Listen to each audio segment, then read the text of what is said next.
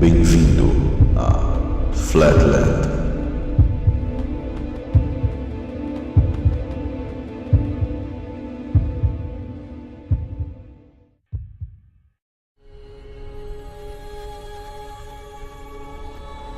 Muitas cosmologias dos mais diversos povos antigos mostram nosso mundo revestido por uma cúpula. O céu egípcio possui um formato de cúpula. Todos esses povos sabiam que nosso sistema é fechado e protegido por uma abóbada, cúpula ou domo, onde em Gênesis 1, do verso 6 ao 7, é conhecido como firmamento, que separou as águas de cima das águas de baixo. O termo hebraico, hakia, dá um entendimento para algo firme e sólido, batido ou martelado, sendo forjado por fogo, semelhante a um ferreiro forjando um artefato. Fogo na Bíblia simboliza o eletromagnetismo e o plasma. Deus criou esse mundo pelo poder de sua palavra. Em Jeremias 23:29 está escrito: "Porventura a minha palavra não é como o fogo? Diz o Senhor, e como um martelo que esmiuça a pedra?" Deus forjou e estendeu uma cúpula sólida sobre a terra. As operações High Jump, Deep Freeze, Fishbone e Dominic foram realizadas pelo governo norte-americano na Antártida nos anos 50 e 60 para pesquisarem sobre a estrutura e composição dessa abóbada. Tais informações são mantidas no mais absoluto sigilo pelos governos. Qual seria a composição dessa cúpula? Nosso reino é elétrico e magnético. A composição da abóbada terá que ter um vínculo eletromagnético, tendo propriedades de semicondução e de isolante.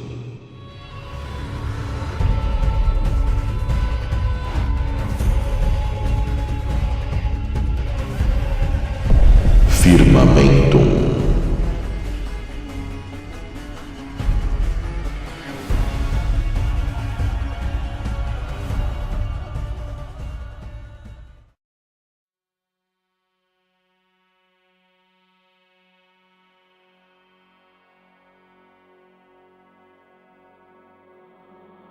Assim como no projeto italiano de um jardim embaixo d'água, conhecido como Nemo's Garden, a biosfera terrestre se encontra dentro do oceano primordial.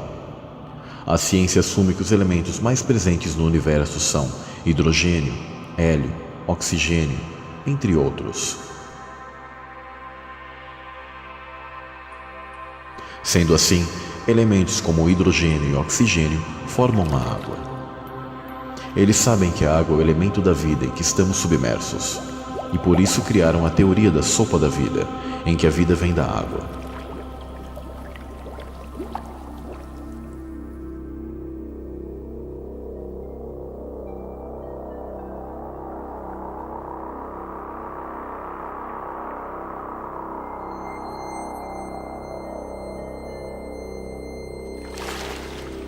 No projeto Nemo's Garden, a estufa terrestre é replicada, perfeitamente mostrando que uma cúpula também age como algo que controla a temperatura e retorna a água condensada para o próprio ambiente. Esta estufa possui um ventilador ao centro para controlar as massas de ar, assim como o ponto magnético do centro-norte da Terra, que é um dos responsáveis pelo fluxo das massas de ar da Terra através da malha magnética do campo toroidal terrestre, que faz esse processo. Então sabemos que a abóbada celeste nos protege e separa de outros ambientes não propícios para que nossa dimensão ou plano da Terra abrigue vida. Ela também serve como algo que mantém gases necessários, tendo sua organização em camadas, com os gases mais leves nas partes mais altas e não escapando pelo universo, mas guardados aqui como uma perfeita estufa.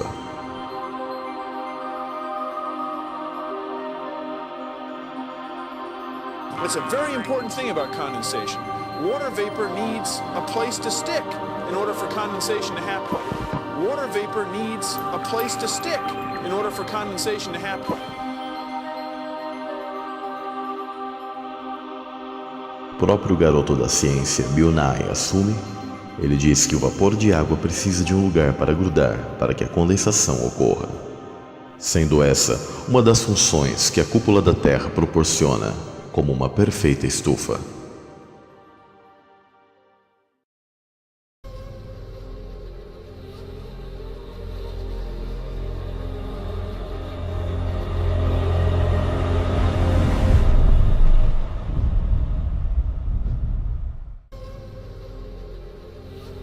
Ao voltarmos no tempo, constatamos que as antigas civilizações falaram que os deuses batalharam nos céus, onde houveram fortes raios, relâmpagos, trovões e pedras de Saraiva. Os céus ficaram em chamas e resultou numa rachadura na cúpula da Terra.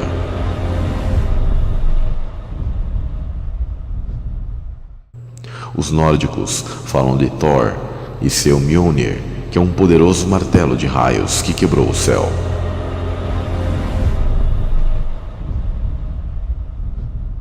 Já o filme Blade Runner fala que essa guerra aconteceu nos portões de Orion.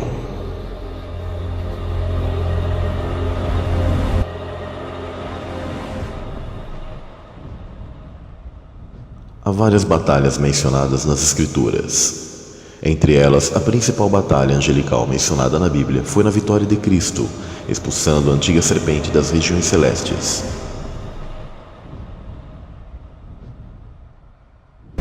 E houve batalha no céu. Miguel e os seus anjos batalhavam contra o dragão, e batalhavam o dragão e seus anjos, mas não prevaleceram, nem mais o seu lugar se achou nos céus. Apocalipse 12, 7 e 8.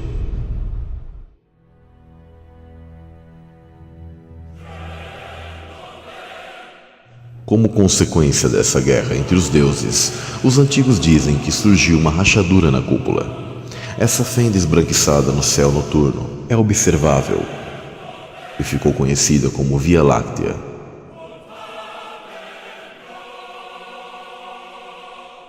Nebulosas são manchas nessa antiga rachadura na cúpula da Terra. Mitos chamam essa região celeste de Rio das Águas Primordiais.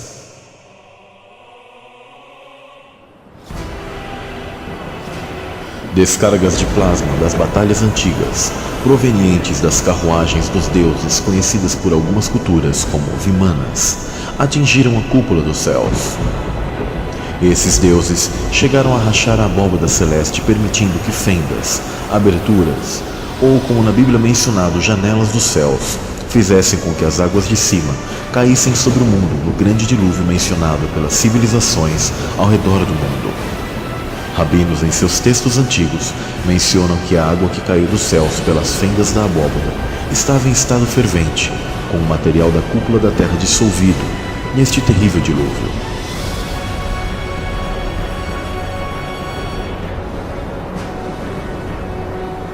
Então temos um cenário caótico de saraiva, água, fogo sendo derramados sobre a terra e gases em imensa ionização no céu, com descargas, raios e trovões como nunca houve na história.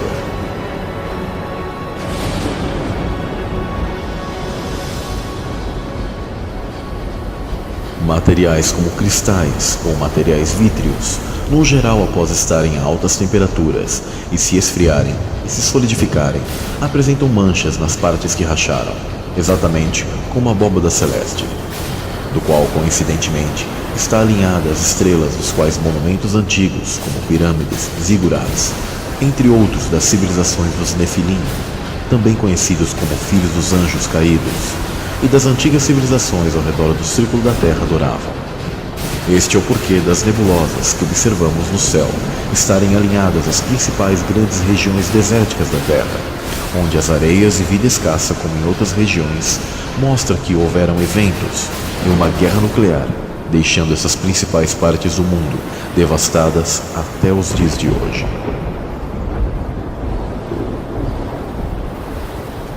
A estrutura da abóbada tem seu desdobramento como contraparte inferior nas bases da Terra, e toda sua estrutura foi alterada através de fortes abalos sísmicos provocados de maneira elétrica, devido a tal proporção desta guerra nuclear celeste dentro do ambiente da Terra, neste caos chamado dilúvio. Todas as hidroplacas terrestres, ou chamadas placas tectônicas conhecidas pela ciência atual, foram sacudidas, fazendo com que antigos grandes rios se tornassem rios de magma. Assim, partes por baixo da crosta também se romperam, fazendo com que as fontes dos abismos inundassem a Terra.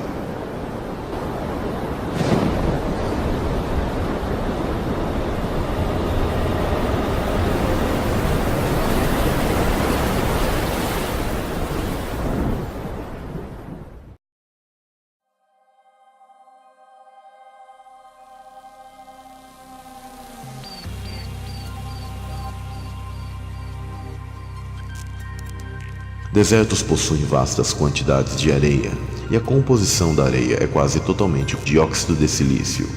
Geralmente pode ser encontrada misturada nela grandes quantidades de outros minerais, como carbonato de cálcio, vários tipos de micas, feldspatos. Há extensões enormes de areia vitrificada ou vidro no deserto do Saara, que cobrem, por exemplo, uma extensa região no Egito, e aglomerado de cristais de quartzo no Tibete. Então aqui temos fragmentos daquela cúpula, onde os egípcios chamavam de a Rocha de Deus, e eles sabiam de onde veio. Eles descreveram a cúpula sobre a terra como um deus. A principal matéria-prima do vidro é também o dióxido de silício, e esse elemento não pode conduzir eletricidade sob circunstâncias normais, porque não possui elétrons livres presentes para a condutividade. É usado como isolante dentro de circuitos integrados. No entanto, o dióxido de silício é piezoelétrico, que significa que se você exercer pressão, irá gerar um impulso elétrico, e se você aplicar um campo elétrico, ele se deformará. Esta propriedade permite que seja usado para fazer cristais ressonantes, para controlar a frequência dos relógios de quartzo, transmissores, receptores de rádio e outros dispositivos. Sendo assim, a energia elétrica da Terra pode se mover através da cúpula por meio da piezoeletricidade.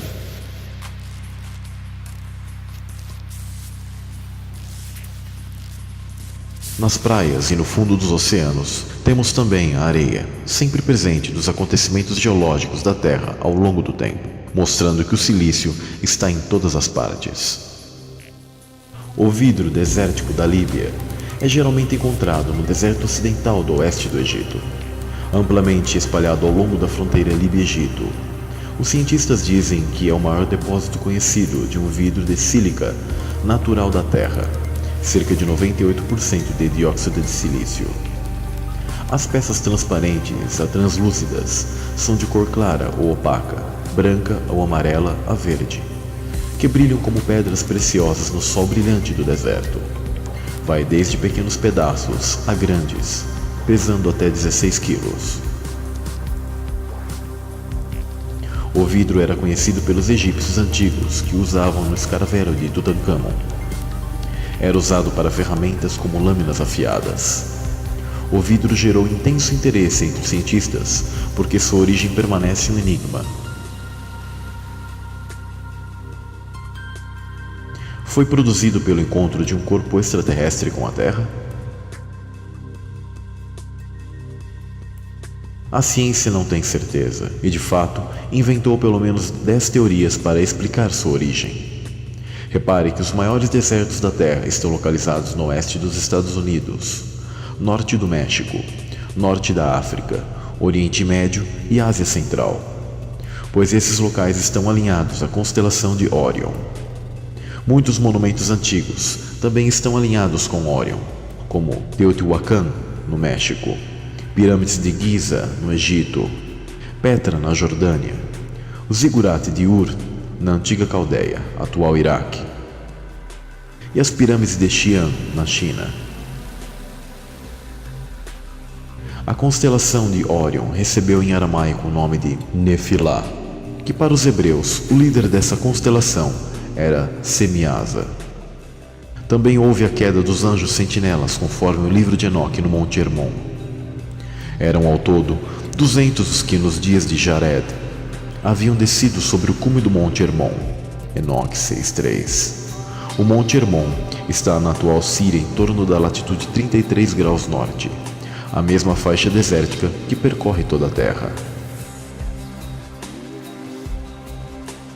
Então os desertos nessa faixa central de toda a Terra são prova de uma antiga batalha que houve, principalmente na época do dilúvio, em que o céu literalmente caiu e deixou seus rastros de silício por toda a Terra, principalmente desertos. Podemos dizer que desertos são estradas de vidro da cúpula da Terra.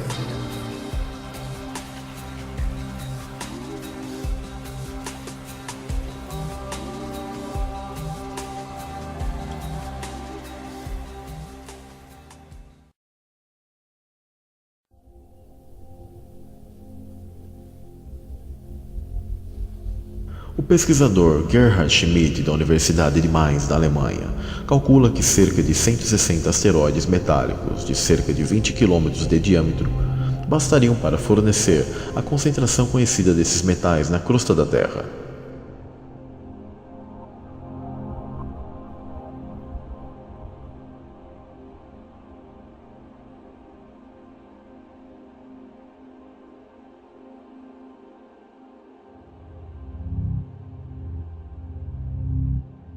Schmidt apresentou suas descobertas a respeito e disse: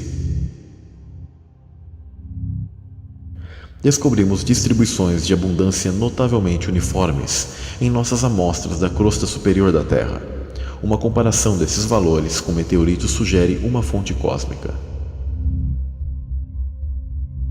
Ao longo de 12 anos, o cientista analisou as concentrações desses metais em pontos de impacto de meteoritos pelo mundo, além de amostras originárias da Terra. O aquecimento fez com que os metais mais pesados se separassem da rocha mais leve de silício, que deu origem à crosta terrestre. Sua composição ajuda na busca para sabermos do que é feito o domo. Foram descobertos grãos de silício, mais especificamente da substância dióxido de silício em meteoritos. Essa descoberta é surpreendente, quando o silício não é um dos minerais que se esperava poder condensar-se nas atmosferas estelares segundo a astronomia, e até já foi apelidado jocosamente de condensado mítico, por não haver uma explicação plausível.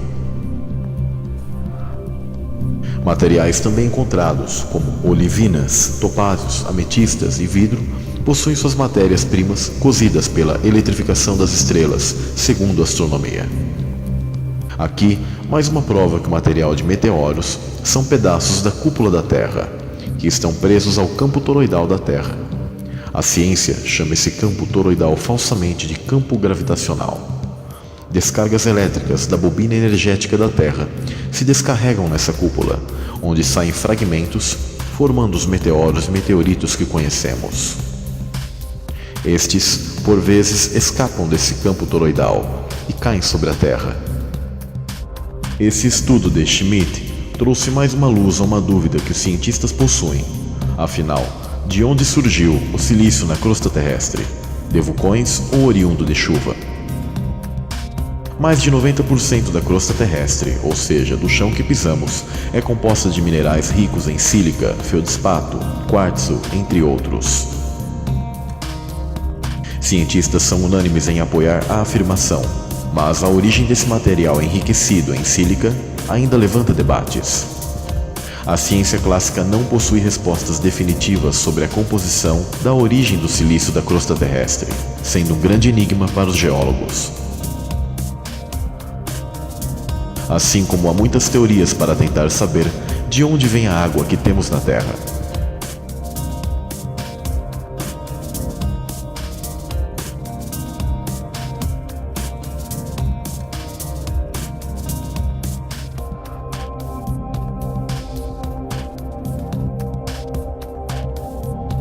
Pois no heliocentrismo tal questão é praticamente impossível, em vista que se atribui que meteoros ou cometas perdidos no espaço teriam que trazer tais elementos da água em estado congelado.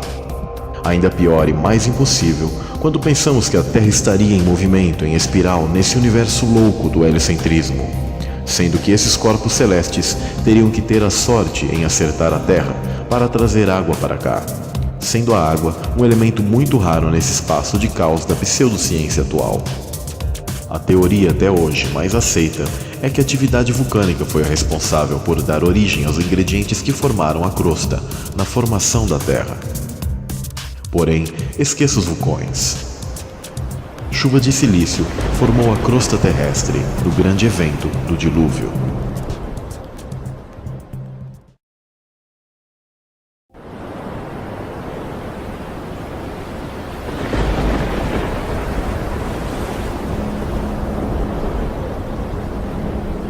Uma dupla de cientistas da Universidade McGill, no Canadá, publicaram um estudo propondo uma nova teoria, a de que a crosta terrestre seria formada por uma chuva, onde na verdade esse silício não saiu do chão, mas ele caiu do céu em forma de uma chuva apocalíptica. Os pesquisadores sugerem que o silício não surgiu do solo, mas sim de uma espécie de chuva de silicato formada por vapor a mais de 700 graus de temperatura que solidificou a crosta terrestre.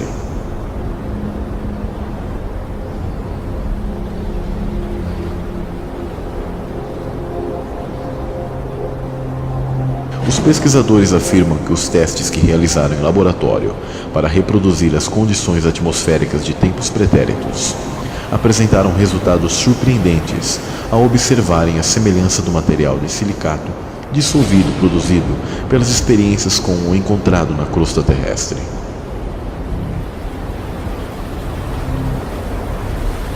Os cientistas afirmam que o experimento mostra a química do processo de formação da crosta. Tom Baker fez um experimento de simulação das condições primitivas da atmosfera e disse que não era nada agradável. A temperatura do ar era alta o suficiente para dissolver as rochas da superfície, mais ou menos como o açúcar se dissolve no café. É nessa ideia que ele baseia sua nova teoria da formação da superfície da Terra, publicada na Earth in Planetary Science Letters. No início da formação da Terra, a temperatura média era de 727 graus e a pressão atmosférica 100 vezes maior que a atual. Provavelmente, esse era o tipo de condição em que a Terra se encontrou devido às batalhas dos deuses na cúpula terrestre. Baker pôs pequenas porções de silicatos em pó, misturados com água no interior de uma câmara que simulasse essas condições, e então fez uma análise química do vapor resultante. 90% era água, os outros 10% um conjunto de minerais quase idêntico na proporção de cada elemento à composição da crosta terrestre atual.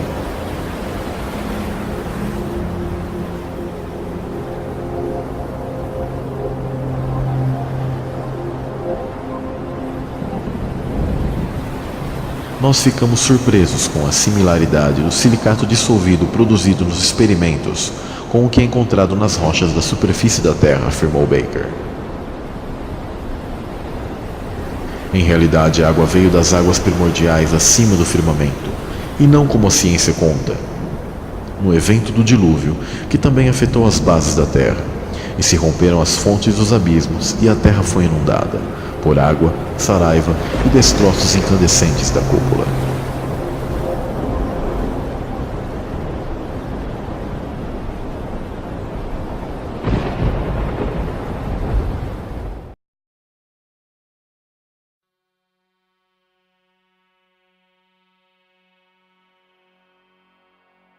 Como funcionam os relógios de quartzo? Na relojoaria, o quartzo é utilizado para realizar a contagem dos segundos em relógios de pulso. Na grande maioria dos relógios produzidos hoje, a passagem do tempo é medida pelas vibrações de um minúsculo cristal de quartzo. Esse mineral gera pulsos elétricos quando submetidos a uma pressão física e também vibra fisicamente quando atravessado por uma corrente elétrica. Essa propriedade singular, chamada de piezoelétrica, faz com que a vibração possa ser captada por eletrodos, que são condutores metálicos de eletricidade. Os relógios de quartzo popularizaram-se na década de 70 e substituíram quase completamente os mecânicos, regulados por mola e corda. Enquanto os melhores aparelhos mecânicos se desajustam em 1/10 de segundo por dia, os de quartzo não erram mais que 1/1000. O tempo é contado pela pulsação do cristal em ritmo invariável.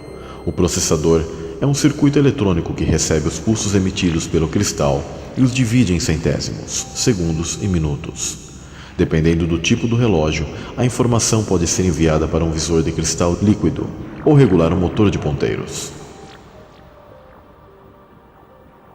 A bateria fornece energia tanto para o cristal quanto para o visor e o microchip. Quando seu relógio de pulso parava de funcionar por descarregamento da bateria, era só sacudir o relógio e o efeito piezoelétrico agia nos cristais de quartzo, recarregando a bateria e voltando a funcionar o relógio. Então temos outra informação da função da abóbada celeste, que através de pressão exercida na cúpula e com vibração é produzida eletricidade e precisão para controlar como um gigantesco relógio o tempo do qual nós estamos confinados, pois estamos dentro de uma gigante estufa perfeita para abrigar vida e ao mesmo tempo dentro de um grande relógio natural, dos quais os principais corpos celestes que agem como ponteiros em nosso mundo são o Sol e a Lua.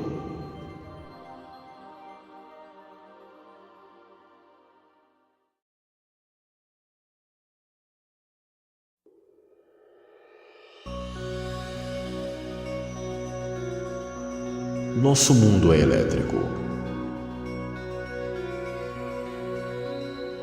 E outra evidência da composição do domo é o fenômeno da sonoluminescência, que se dá quando ondas sonoras esmagam bolhas de ar em um líquido de núcleo de plasma.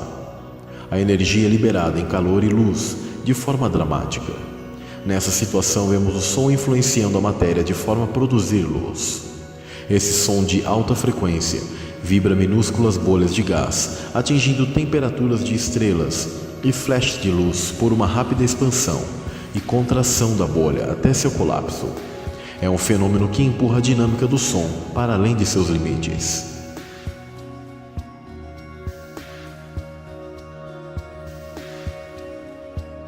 Todas as antigas religiões falam de som, geralmente envolvido na criação.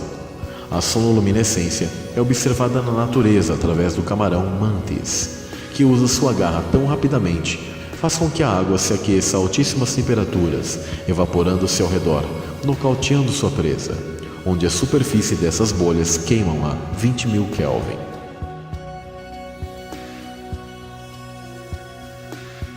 O ataque do camarão nessa alta velocidade só não gera luz visível por falta dos gases nobres, mas é tão semelhante à sonoluminescência que recebeu o nome de camaroluminescência.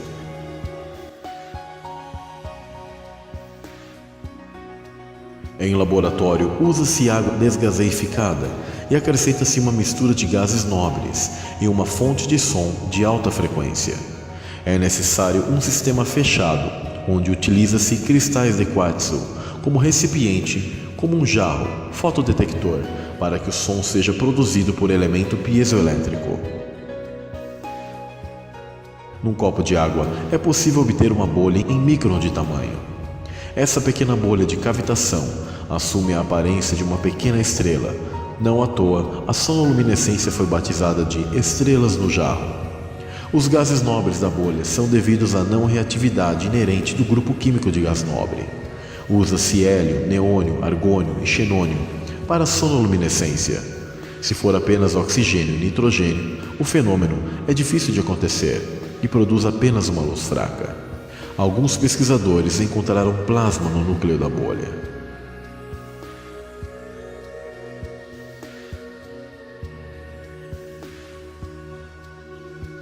Concluímos que a sonoluminescência é um experimento em escala micro da parte do nosso cosmo, onde o quartzo está presente como invólucro, tendo a propriedade piezoelétrica transpondo essa energia elétrica e eletromagnética na cúpula para o ambiente fechado e retendo gases nobres, propiciando que haja as estrelas.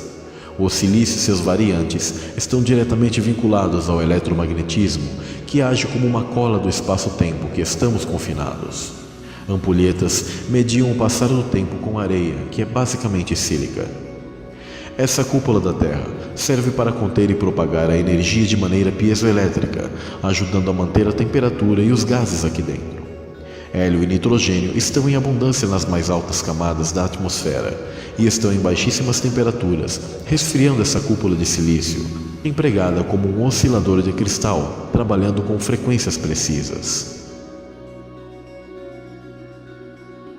Essa cúpula age como um processador gigantesco para estabilizar frequências de transmissores e como invólucro para a existência de estrelas por meio da sonoluminescência, dentro do reino da Terra.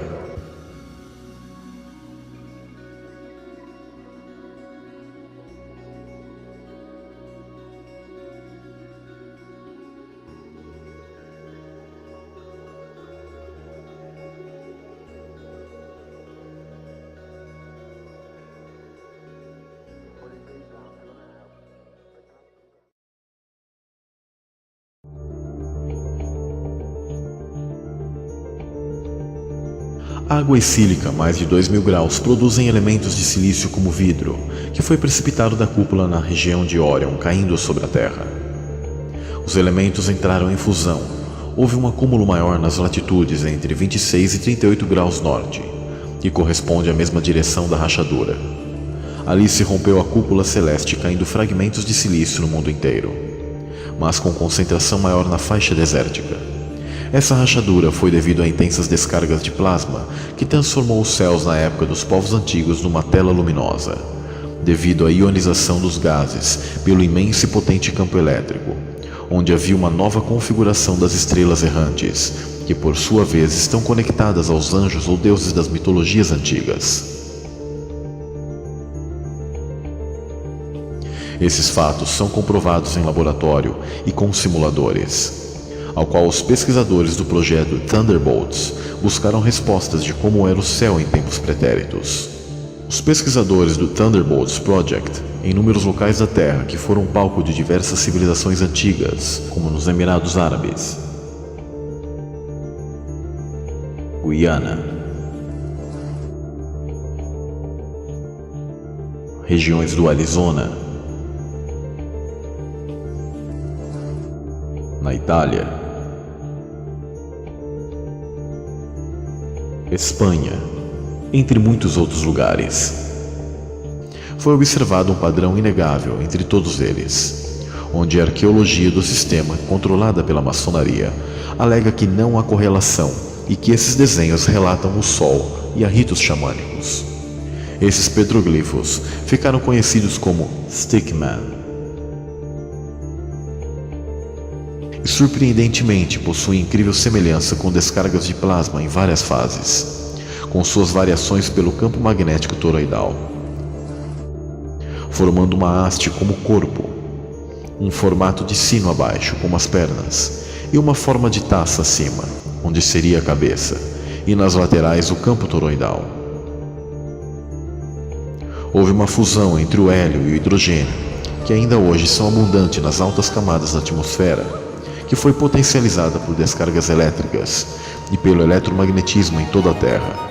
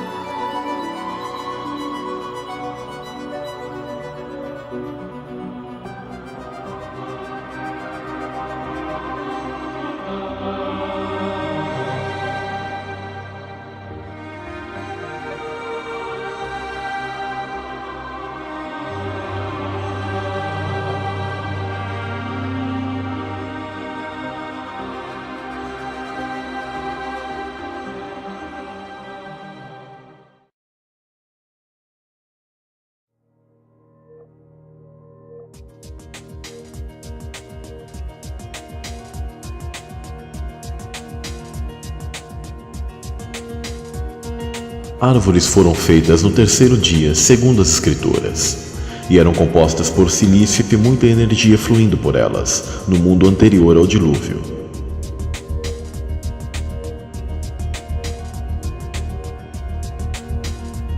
Essas árvores eram antenas que realizavam a conexão terra e céu. Quando houve a ruptura da cúpula da Terra no dilúvio, se formou o mundo que conhecemos, do qual petrificou e fossilizou quase tudo debaixo do firmamento, através das cargas de plasma, água e detritos da abóboda.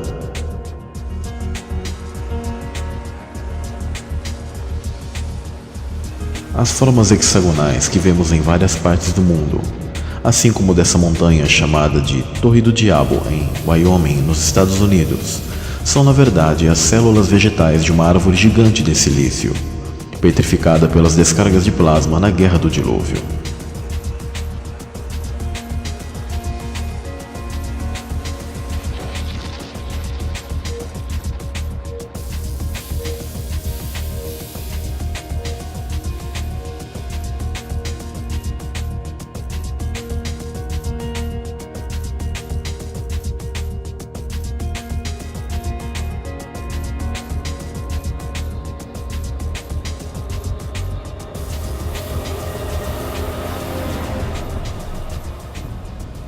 Por isso temos hoje as árvores de silício e fósseis, tanto de diversos organismos, mas também dos antigos gigantes que foram mortos e se tornaram pedra e sucumbiram nas ferventes águas da enchente.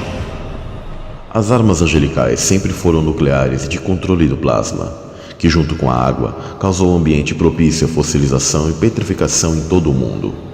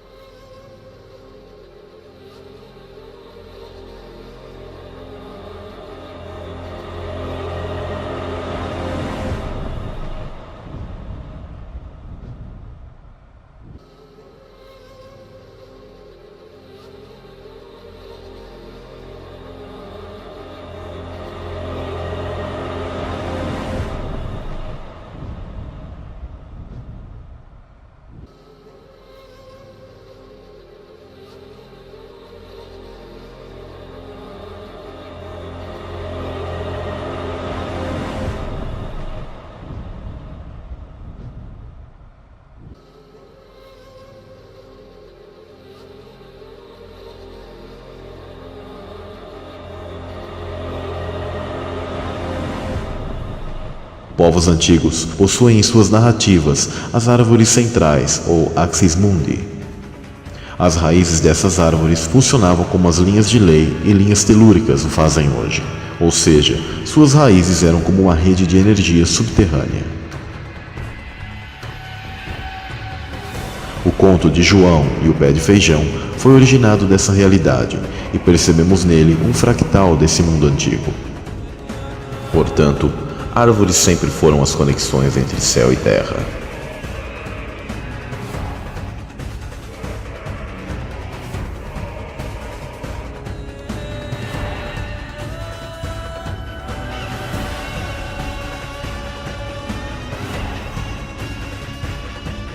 Filmes mostram fractais da realidade perdida para aplicar psicologia reversa, para que nunca saibamos a verdade e esqueçamos o nosso passado. E por causa da dissonância cognitiva, não conseguimos enxergar aquilo que está diante de nossos olhos.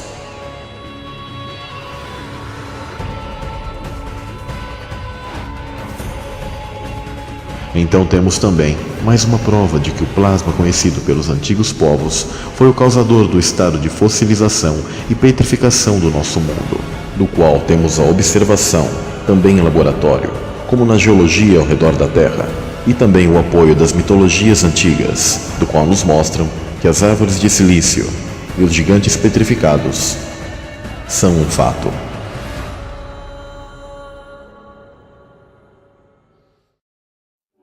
Sim, a resposta da composição do domo está no silício.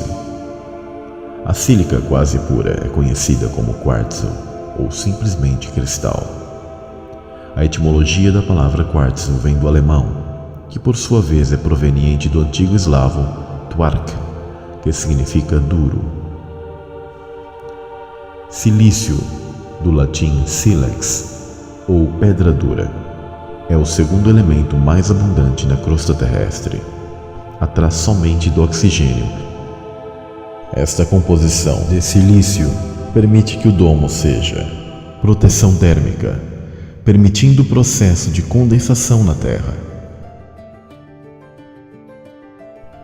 Oscilador de cristal natural para total precisão do espaço-tempo dentro do ambiente da Terra.